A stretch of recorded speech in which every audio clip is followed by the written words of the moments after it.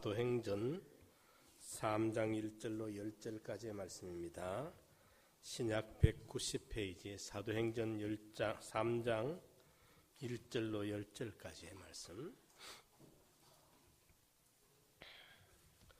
제9시 기도 시간에 베드로와 요한이 성전에 올라갈새 나면서 안전뱅이 된 자를 사람들이 메고 오니 이는 성전에 들어가는 사람들에게 구걸하기 위하여 날마다 미문이라는 성전문에 두는 자라. 그가 베드로와 요한이 성전에 들어가려 함을 보고 구걸하거늘 베드로가 요한으로 더불어 주목하여 가로되 우리를 보라 하니 그가 저희에게 무엇을 얻을까 하여 바라보거늘 베드로가 가로되 은과 금은 내게 없거니와 내게 있는 것으로는 내게 주노니 곧 나사렛 예수 그리스도의 이름으로 걸어라 하고 오른손을 잡아 일으키니 발과 발목이 곧 힘을 얻고 뛰어서서 걸으며 그들과 함께 성전으로 들어가면서 걷기도 하고 뛰기도 하며 하나님을 찬미하니 모든 백성이 그 걷는 것과 및 하나님을 찬미함을 보고 그 본래 성전 미문에 앉아 구걸하던 사람인 줄 알고 그의 당한 일을 인하여 심히 기이 여기며 놀라니라. 아멘. 은과 금보다 귀한 것. 성경은 역사를 기록한 역사책이 아닙니다. 혹 어떤 분들은 왜 서양 역사를 가져와서 이렇게 믿느냐 그렇게 믿지 않는 분들이 말하는데 성경책은 역사책이 아닙니다. 그리고 물론 소설도 아닙니다. 경제를 알게 하는 경제 전문지도 아닙니다. 오로지 하나님의 말씀으로 구원의 도리로 주신 계시의 말씀입니다. 계시라는 말은 닫혀있는 것을 열어서 보여주는 열개자 보일시자 하늘의 비밀을 우리 인생의 비밀을 영원의 비밀을 구원의 비밀을 훤히 알게 열어서 보여주는 계시의 말씀입니다. 그래서 이 성경 안에는 천사의 말도 있고 마귀가 한 말도 있고 심지어는 나귀가 한 말도 있고 이방 믿지 않는 불신자들이 한 말들도 많이 있습니다. 그러나 그 모두가 하나님의 말씀입니다. 왜냐하면 하나님께서 그때 그들로 말하게 해서 하신 것이기 때문에 성경 창세기 1장 1절부터 계시록 끝장 끝절까지에 기록된 모든 말씀은 하나님의 말씀이라 그렇게 우리가 믿고 받아들이게 되는 것입니다. 오늘 본문 말씀에 나면서 안전병이 된 사람을 베드로와 요한이 나사렛 예수 그리스도의 이름으로 완전히 낫게 한 사건을 성경에 기록해 주신 것은 사도시대에 이런 실제적인 역사적인 사건이 있었단다 라고 우리에게 알려주기 위한 것이 아니고 이 사건의 형식을 통해서 우리에게 전달하는 의미가 있습니다. 메시지가 있습니다. 이 사건의 모양 속에서 우리에게 알려주고자 하는 하나님의 계시의 의미가 들어있다는 것입니다. 그래서 우리는 성경에 기록해 주신 것은 사도 시대에 있었던 역사적인 사건을 우리에게 소개하고자 하는 것이 아니라 구원의 도리로 알게 하고자 하는 계시의 목적을 우리가 바로 찾고 깨달아 가지는 것이 중요하겠습니다. 그 계시의 목적이 무엇인가? 첫째로 여기서 우리는 인생은 태어나면서부터 영적, 인격적으로 안전뱅이다라는 것을 오늘 보는 말씀에 나면서부터 안전뱅이 이야기, 이 이야기가 사도시대에 있었던 한 사람이 아니라 오늘 우리에게 전달해 주고 있는 의미입니다. 예? 남의 이야기, 옛날 이야기가 아니라 바로 오늘 저와 여러분들의 이야기라는 것입니다. 우리 인생은 나면서부터 영적 안전뱅이로 태어나고 있구나. 왜 그럴까요? 요한복음 9장에 보면은 날 때부터 소경으로 태어난 사람이 있었는데 제자들이 예수님에게 물었습니다.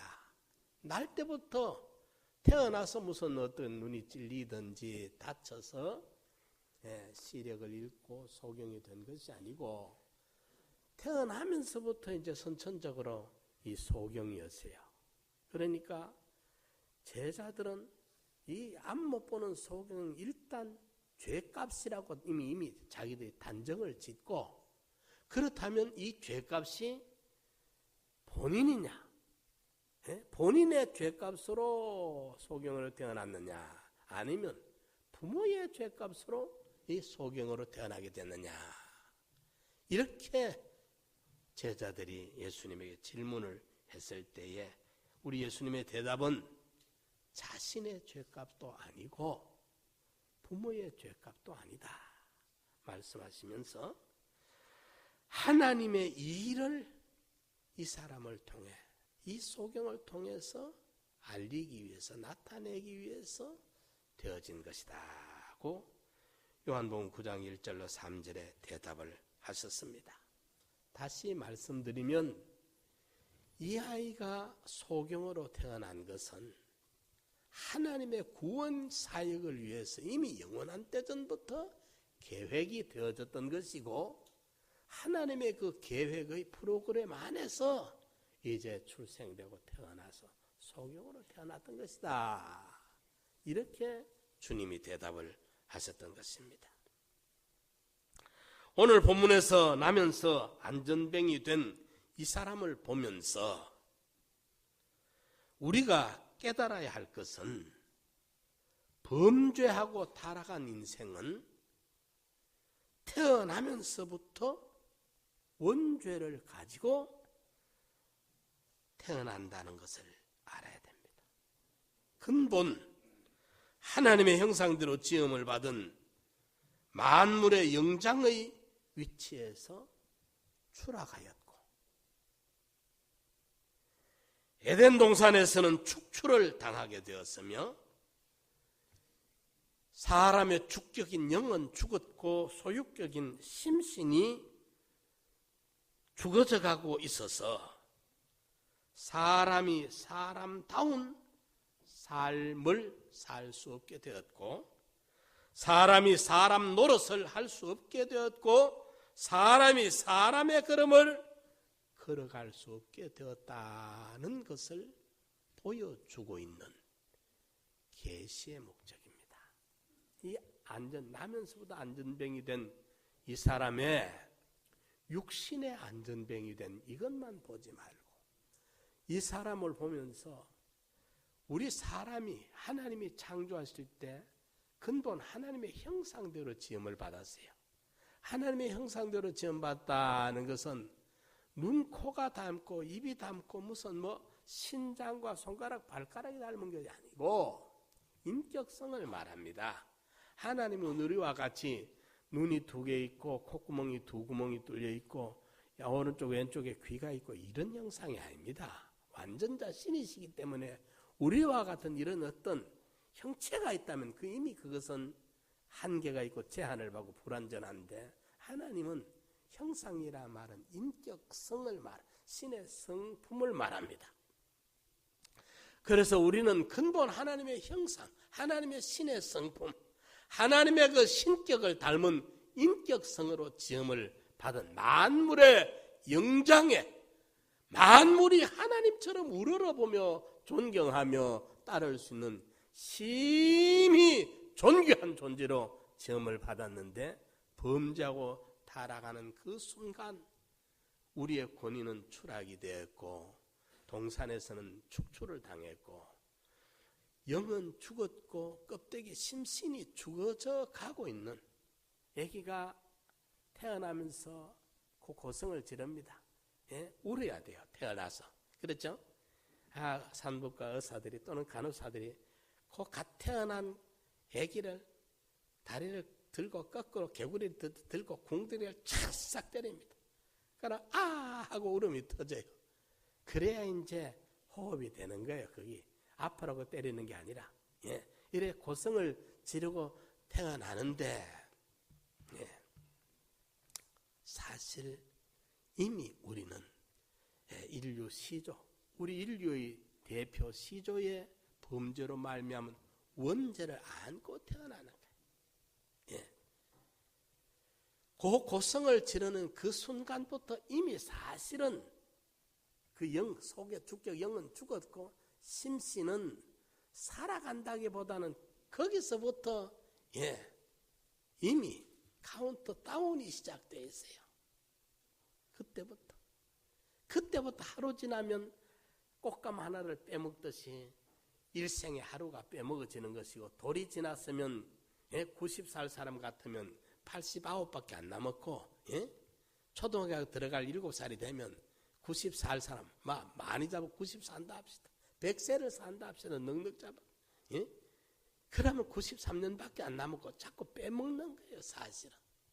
영은 죽었고 심신은 죽어져 가고 있는 사람의 눈으로 보면 살아가는 같이 보이고 생생하게 보이고 하지만은 하나님의 시각으로 볼 때 사람다운 원래 하나님이 만드신 그 사람다운 사람 노릇을 못하고 사람 구실을 못하고 사람 걸음을 걸어가지 못하는 영적 안전병의 상태라 그 말이죠. 이것을 우리가 좀 인정하는 재미가 없어도 이걸 인정을 해야 돼요. 우리가 다 남의 이야기가 아니고 이것이 바로 내 이야기구나. 하나님이 나를 지으실 때 원래대로라고 한다면 우리가 이런 존재가 되어서는 안 돼요. 이렇게 시기, 질투, 이렇게 복수, 미움, 갈등 이런 데 붙들려가지고 이렇게 싸워싸우면서 살 인생이 아닌데 말이죠. 하나님의 신에서 그래서 우리는 믿는 성도들은 그래도 이렇게 믿어가 깰 때에 부활할 때 말입니다. 깰 때에 주의 형상으로 만족하리이다. 시편 기자는 그렇게 소망을 가졌고 사도 베드로는 신의 성품에 참여하기 위해서 노력한다. 신의 성품에 참여해야 된다. 이렇게 말을 하고 있고 사도 바울은 그리스도의 장성한 분량에 이르기를 원하노라. 그렇게 말하는 것은 안전뱅이가 회복되어 가지고 제대로 걸을 수 있는 정상적인 인격과 인품이 되어지기를 사모하고 동경하는 고백들인 것입니다. 이제 우리는 첫째 아담의 자손으로 태어나는 전 인류는 한 사람도 빠짐없이 이 땅에 태어나면서부터 인격적으로 행위적으로 안전병이라는 사실을 시인해야 될 것입니다. 창조된 원래의 인격도 아니요 행위도 할 수 없게 되었으며 우리의 신분이 추락이 됐고 우리의 권위가 만물의 때와 같이 되었고 위치도 상실해버린 영적 안전병이다. 이걸 우리가 좀 인정해야 여기서부터라도 한번 일어설 수 있는 재기의 꿈틀거림이 시작이 되지. 내가 이렇게 사지가 멀쩡한데, 내가 두 눈을 뜨고 있는데, 이렇게 생각하면 고칠 희망이 없어요. 우리 하나님 보시기에 하나님 바로 내 이야기입니다. 내가 이 사람 노릇을 제대로 못합니다. 사람 걸음을 제대로 걸어가지 못합니다. 내가 봐도 내 인격이 이거 참 신뢰할 수 없습니다. 하나님이 이렇게 짓지는 않으셨는데 말이죠. 하나님이 엿새 되는 날 사람을 지으시고 보시기에 심히 좋았더라. 참 아주 만족하셨던 그 사람, 그는 선악과를 따먹는 그 순간에 여지없이 깨어지고 말하는 것입니다. 이것을 우리가 보면서 내가 바로 인격적 안전병이구나, 행위적으로 안전병이구나, 육신의 병도 병이지만 이 사람병에 걸려 있구나. 사람병, 인간병, 이걸 우리가 깨닫는 것이 이 말씀을 통해서 받아야 될 계시입니다. 그리고 두 번째로 우리가 여기서 무엇을 봐야 합니까? 안전병이는요, 평생 구걸하면서 살아가는 것이 안전병이의 생활 방법입니다. 왜? 안전병이니까 몸이 건강하지 못하니까 스스로 자기 생활을 할 수가 없어요. 누군가의 도움을 받아야 되고 누군가로부터 도움을 받아야 되는, 남의 짐이 지워져야 되는, 남에게 짐이 되는 안전병이는 원해서 이렇게 사는 게 아니라 그렇게 살 수밖에 없어요. 오늘 본문도 보면 이 성전에 사람들이 매어다 놨다 그랬어요. 이러니까 제발로 마음대로 가고 싶은 데 가고, 다니고 데도 다니고 하고 싶은 데를 할 수가 없어. 몸이 불편하니까 말이죠. 장애가 있으니까. 안전병이 된 인생은 구걸하지 않을 수 없습니다. 남의 도움을 받지 않고는 스스로 걸어갈 수 없는 것이고 스스로 살아갈 수 없는 사람입니다. 본래 우리 인생은 하나님 한 분 모시고 만물을 다스리며 지키며 섬기며 봉사하며 이렇게 에덴 동산을 다스리며 지키며 하나님 아닌 하나님 노릇을 하면서 만물 앞에는 하나님 위임 대리자가 돼가지고 하나님처럼 행사하며 그 권세를 부린다는 말이 아니라 하나님이 베푸는 역할을 우리가 만물에게 베풀며 시恩을 베풀며 살 수 있는 이런 위치에, 이런 참 존귀한 영광스러운 자리에 세움을 받았던 우리였는데, 범죄하고 타락한 이후에 만물을 이렇게 시恩을 베풀며 만물을 다스리고 지키며 이래 사는 게 아니라 이제 우리가 완전히 추락을 당해버렸습니다. 그래서 남의 도움이 없이는 혼자 살아갈 수 없는 이런 사람이 되고 말았다는 것입니다. 이것이 구걸이라는 겁니다. 오늘 본문에도 보면 이 안전뱅이가 베드로 요한이 이래 오니까 이제 성전 문 앞에서, 성전에 못 들어가요. 이 장애자들은 성전에 금지되어 있어요. 못 들어가요. 정상에 건강한 사람 아니면 하나님 계신 성전을 못 들어가요. 이런데 거기서 이제 그래도 사람들이 하나님을 만나러 가는 자리, 그 시간이니까 그래도 마음이 제일 순화되어 있을 때니까 가서 거기가 이제 구걸하기에는 제일 좋은 자리예요. 사람들이 하나님을 만나러 갈 때 그래도 뭔가 좀 마음을 하나님 가까이 하기 위해서 좀 인심을 쓰고 베풀고 하니까 거기서 늘 구걸하고 있단 말이에요. 이 구걸이라는 것은 궁여지책이고 일시적인 문제를 우선 배고픈 거 한 끼 해결해 주는 것이지, 구걸은 인생의 근원적인 문제를 근본적으로 해결해 주지는 못하는 것입니다. 구걸은 뭐 열흘 구걸해도 구걸이고 10년을 구걸해도 구걸이고 평생 해도 구걸입니다. 예. 이렇게 우리가 하나님의 자녀들이 하나님의 은혜와 긍휼을 힘입어서 충만해지고 만물들에게는 은혜를 베풀 수 있는 위치와 신분을 받았는데 범죄하고 타락한 이후의 인생은 남을 돕고 봉사하기는커녕 평생을 구걸하는 거지의 근성을 가지고 우리가 살게 된 것입니다. 내 속에도 보면 거지 근성이 많이 남아있어요. 우리가 그걸 냉정하게 발견을 해야 됩니다. 응? 사람들이 학문을 많이 습득하는 것도 석사, 박사가 되고 권력이 점점 높은 권력을 장악하고 뛰어난 아주 천재적인 재능과 소질을 가지고 이렇게 하는 그런 것도 보면은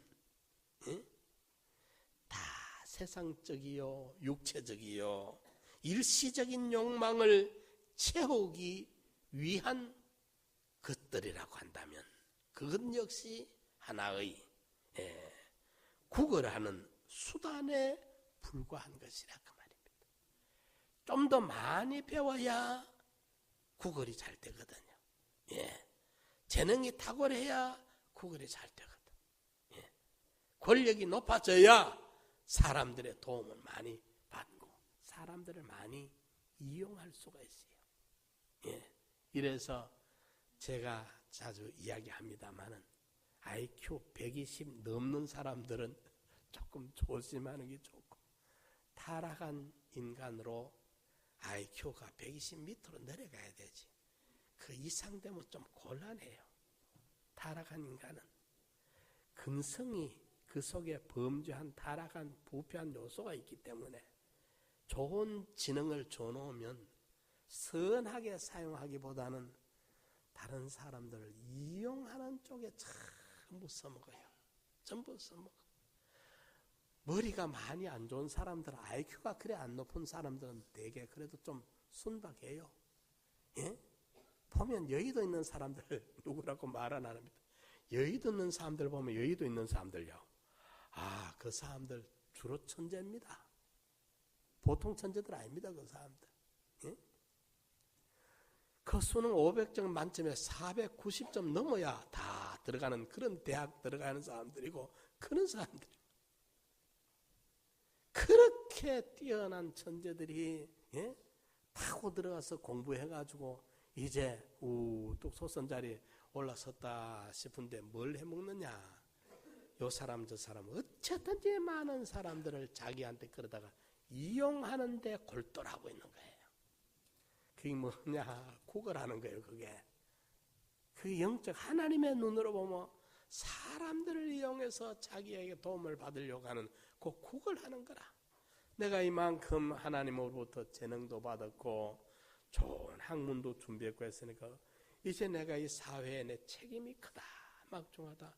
내가 이 자리에 있는 만큼 내가 많은 사람들에게 좀 베풀어야 되겠고 이바지해야 되겠고 선한 영향을 끼쳐야 되겠는데 내가 이래 못하고 있으니까 내가 참 이래가 되겠느냐 탄식이 되고 마음이 아프고 이런 마음을 가진다고 한다면 그 사람 상당히 정상적인 사람인데 그렇게 놀랄 만한 재능을 가지고 어떻게든지 이렇게 저렇게 미꾸라지 참기름 바른 미꾸라지 빠져다니듯이 이러면서 사람들을 이용을 많이 해먹는 서민들은요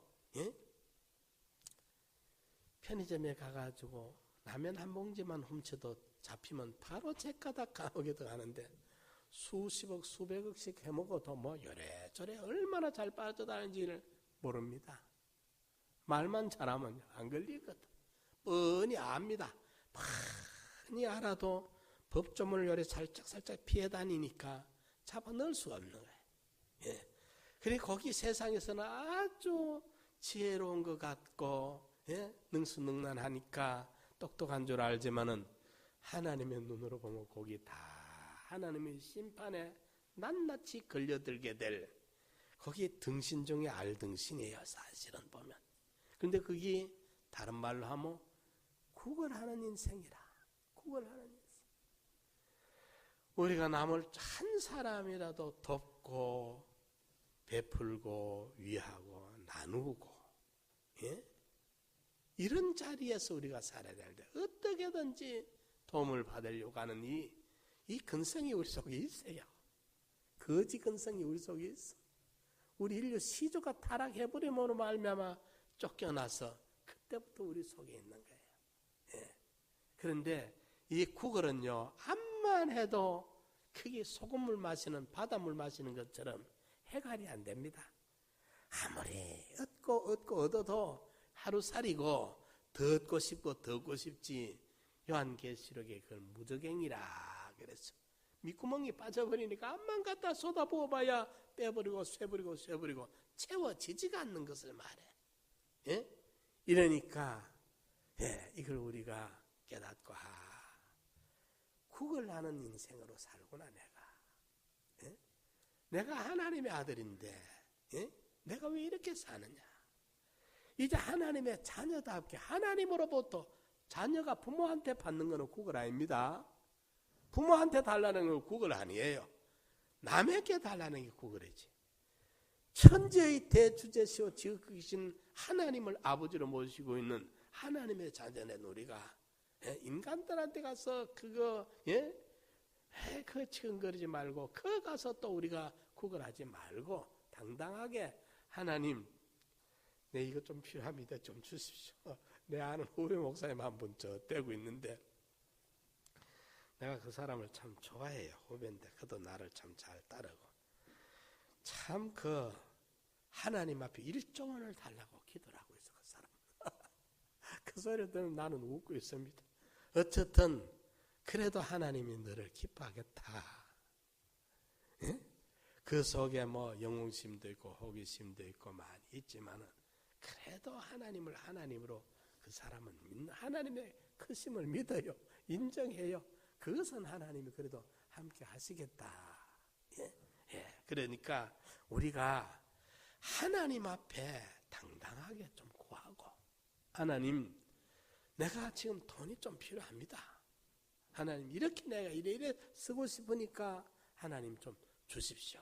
여러분들 아마 자녀를 키워보신 분들은 자녀가 아버지에게 어머니에게 아빠 엄마 나 이거 사야 되는데 얼마 정도 필요한데 좀 주실랍니까 하면 경제 능력이 도저히 안 되면 암만 주고 싶어도 못 줍니다. 도적질해서 줄 수도 없고 주고 싶으면 못 견디지만 못 주지만은 부모 자기가 가지고 있는 그죠?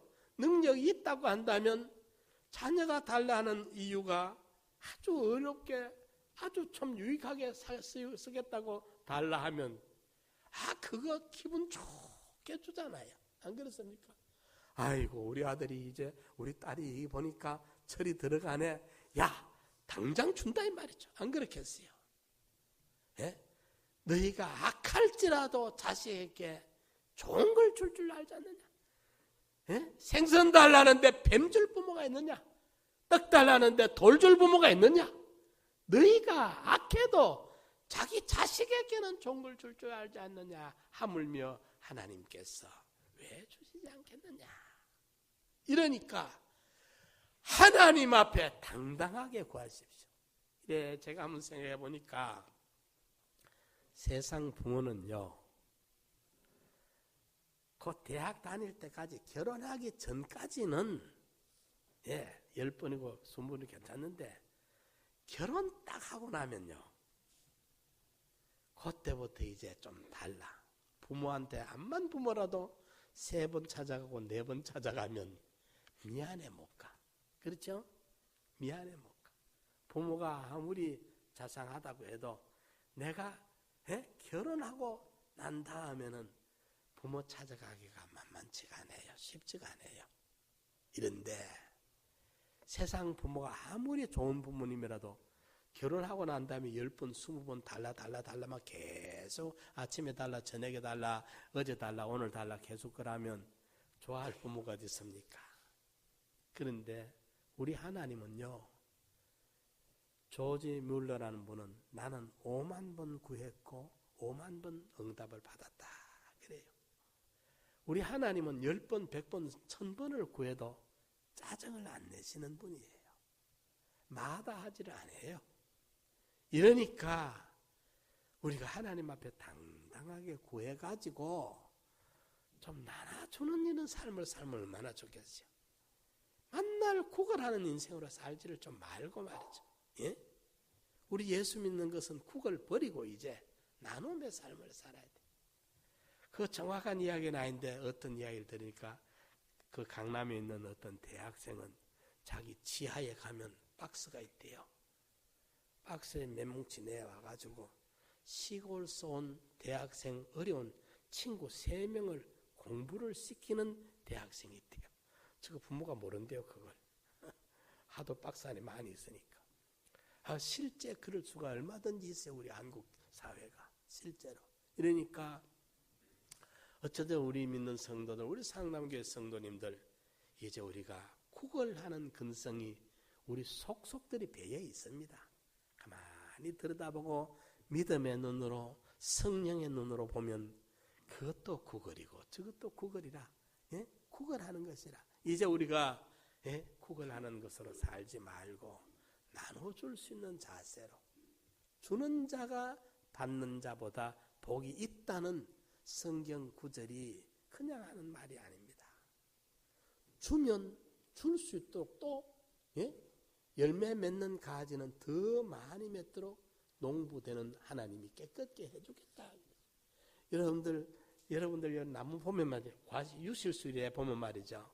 유실수가 그 간단한 가지에 사과가 이런 게 조롱조롱 달려 있습니다.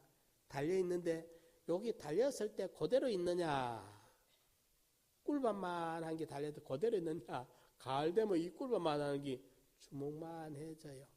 그렇죠? 그러면 요 가는 가지가 감당을 못해. 어찌 됩니까? 찢어지고 말아. 그때 나무 둥치에서요 힘을 막 보내요. 막 보내서 달고 있는 가지에 그 열매가 안 떨어지도록, 가지가 안 찢어지도록. 봄에는 가지가 요만했는데 가을 되면 가지가 이만해져요. 왜? 그 열매를 달고 있으니까, 일을 하고 있으니까 그 일을 감당하도록 둥치에서 힘을 보내주는 거예요. 열매를 맺도록. 꼭 그와 같아요. 주는 자가 받는 자보다 복이 있어요. 하나님이 우리 성도들 마음이 열려져 있고 나눌 줄 알고 줄 줄 알고 의롭게 쓸 줄 알면 맨날 구걸만 하면 하나님 찾지 않고 사람 찾아다니면서 구걸하면 하나님이 속상해서 복을 주실 수가 없어요.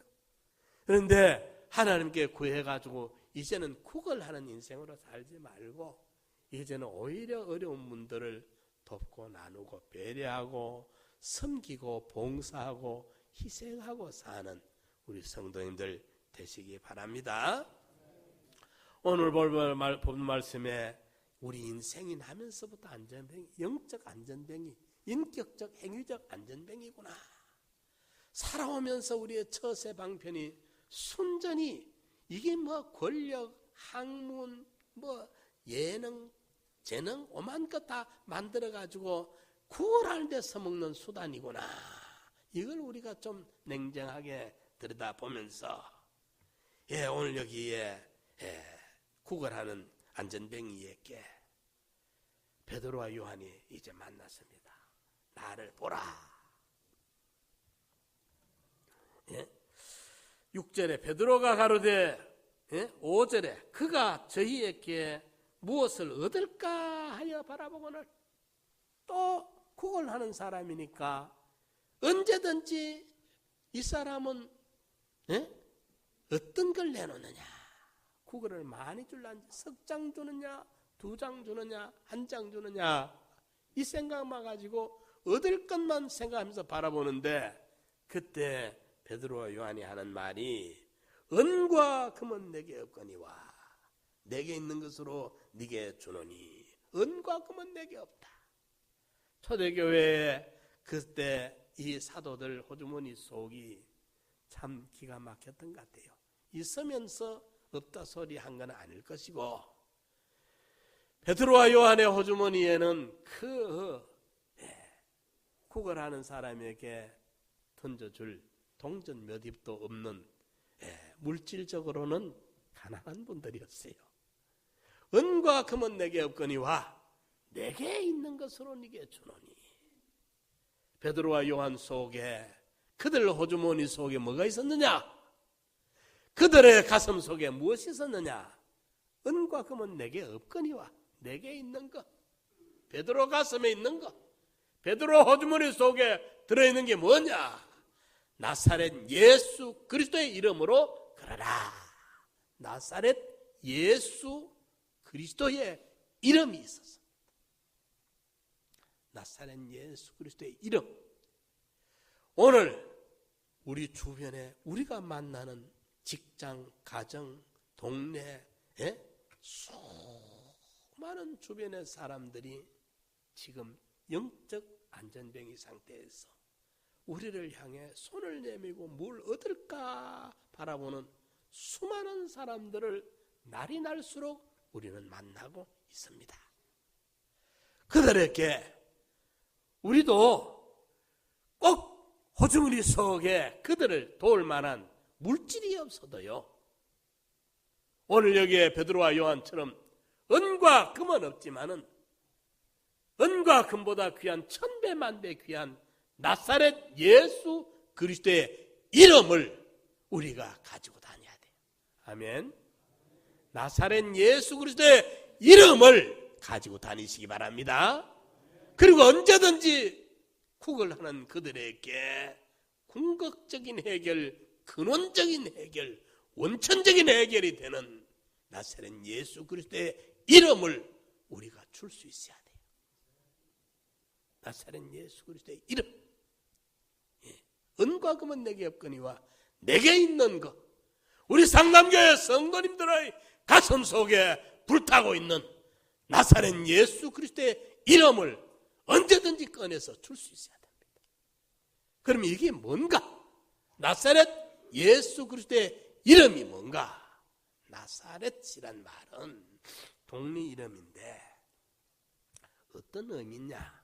왜 예수를 나사렛 예수라고 하느냐? 나사렛에서 목수하고 나사렛에서 자랐던 동네예요. 그런데 왜 이 이름을 붙이느냐? 이 이름은 선지자들이 예언한 대로 오신 분이다는 그런 의미 때문에 붙이는 거예요. 선지자들의 예언한 바대로 오신 분. 구약의 수많은 선지자들이 예언한 그 예언하신 바대로 오신 분이라 해서 나사렛이라는 이름을 붙입니다. 나사렛. 요거는 여러분 성도라면 꼭 알아놔야 됩니다. 예수라는 이름의 뜻은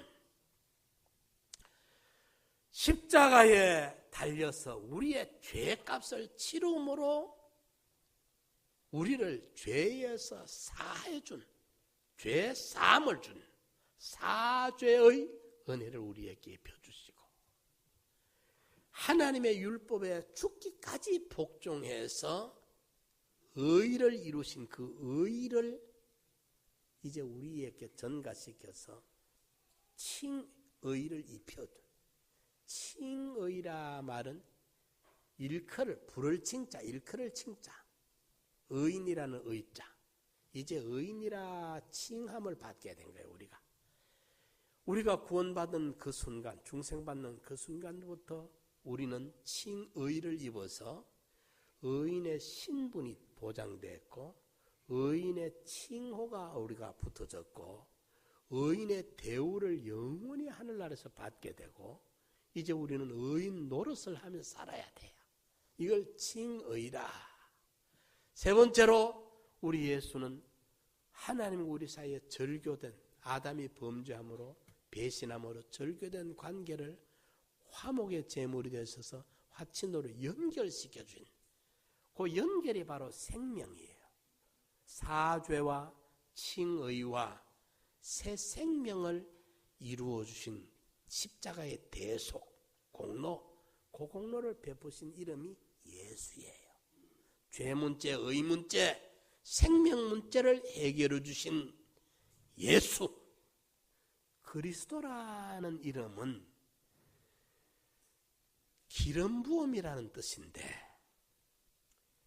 구약 시대는 제사장을 세울 때, 선지자를 세울 때, 왕을 세울 때, 임직식 때 기름을 부어요. 뿔에다가 기름을 담아가 머리에 부으면서 임직을 합니다. 이제 그때부터가 제사장이 되고 선지자가 되고 왕이 되는 거예요. 그리스도는, 예수 그리스도는 영원한 우리의 도덕적인 하자를 하나님 앞에서 다 대신해서 해결해 주는 제사장이고, 선지자는 하나님의 것을 받아다가 우리에게 전달해 주는 배달부 역할이 선지자예요. 하나님으로부터 온갖 좋은 은사와 축복들을 받아다가 하나님의 백성들에게 전달해 주는 이게 선지자의 배달부예요. 제사장은 우리의 잘못을 하나님 앞에 구해서 용서받는 거고, 선지자는 하나님으로부터 좋은 거 받아다가 우리에게 전달하는 거고, 왕직은 그리스도로 더불어 우리가 왕노릇 해야 되는데, 왕직은 하나님의 통치에 이끌려서 우리도 하나님 앞에 다스림 받고 만물을 다스리는 통치 역사가 왕직이에요. 우리는 예수님의 피로 죄에서 사함받고 의가 보장이 되고 하나님과 다시는 떨어질 수 없는, 끊어질 수 없는 영원한 연결에 영생하는 생명의 구원을 우리가 받아서 이제 거기에다가 제사장 노릇을 할 수 있는 이 실력을 키워가고, 선지자 노릇을 영원히 하나님을 받아 만물에게 나눠줄 수 있는, 이 시연할 수 있는, 베풀 수 있는 선지자의 능력을 우리가 길러가고, 하나님의 통치를 받아 만물을 통치할 수 있는, 다스릴 수 있는 이 실력, 왕의 실력을 우리가 길러가는 것이 우리 그리스도인의 장선 분량이에요. 나사렛 예수, 사죄 칭의 새 생명, 그리스도 제사장, 선지자, 왕직을 감당할 수 있는 이 실력, 이름이라는 것은 이 예수의 역할, 그리스도의 역할을 이루신 효력, 이걸 이루은 공적, 이루은 공로, 이 공로, 이 효력, 이 업적을 이제 우리가 믿을 때, 이 능력이, 십자가에서 우리를 구속하신 이 능력이, 보혜사 성령이 오셔서 우리를 제사장의 실력, 선지자의 실력, 왕직을 수행할 수 있는 이 실력을 완성시켜가는 이 공로, 이 공적, 이 효력, 이 효과, 이것을 이름이라 그래요. 이름. 이 공로, 이름. 이 효력, 이름. 나사렛 예수 그리스도의 공로로, 나사렛 예수 그리스도의 업적으로, 그 공적으로 일어나라. 이름. 우리가 기도할 때, 하나님아, 언제든 기도할 때 예수 이름으로 기도합니다 하잖아요. 무슨 뜻이냐? 그 십자가의 공로를 의지해서, 예수님이 십자가에서 이루어 놓으신 그 공적의 효력을 의지해서 내가 하나님 앞에 이걸 구합니다, 그 말이거든. 무시를 못해요, 하나님. 그래서 나사렛 예수 그리스도의 이름, 이 이름이 우리 인생의 근원적인 문제를 해결하는, 영적인 거지를, 영적인 이 소경을 구원하는 인생을 완전히 우리에게 소생시켜 회복시켜서 건강한 제사장직을 우리가 수행할 수 있고, 선지자직을 수행할 수 있고, 왕직을 수행할 수 있는 영원한 나라의 유업을 받아 하나님 대리 노릇을 할 수 있는 이런 실력자로 만들어가게 한 이것이 바로 나사렛 예수 그리스도의 이름입니다. 이제 우리 성도들은 나사렛 예수 그리스도의 이름으로 우리가 권침받았고, 이제 우리는 베드로와 요한처럼 나사렛 예수 그리스도의 이름을 언제든지 우리 가슴에 가지고, 이거는 유형의 물질이 아닙니다. 무형의 재산이니까, 영적인 것이니까 언제든지 우리 성도들의 가슴에 품고 다니고, 이웃들에게, 형제들에게, 불행한 영혼들에게 나사렛 예수 그리스도의 이름으로 그들을 일으킬 수 있는, 그들의 영혼을 구원할 수 있는 은과 금보다 1000배만배 귀한 나사렛 예수 그리스도의 이름을 소유하고 이 이름을 전달하는 우리 성도들 되시기를 축원합니다. 우리가 잠언 통성으로 기도드립시다. 주여, 나는 참 영적 안전병입니다. 인격적 안전병입니다. 행위적으로 안전병입니다. 구라하며 살아오던 자입니다. 이제 안전병에 일어서고 구걸을 다 집어던지고 예수 그리스도의 이름으로 살아가는 우리가 되게 하여 주시옵소서.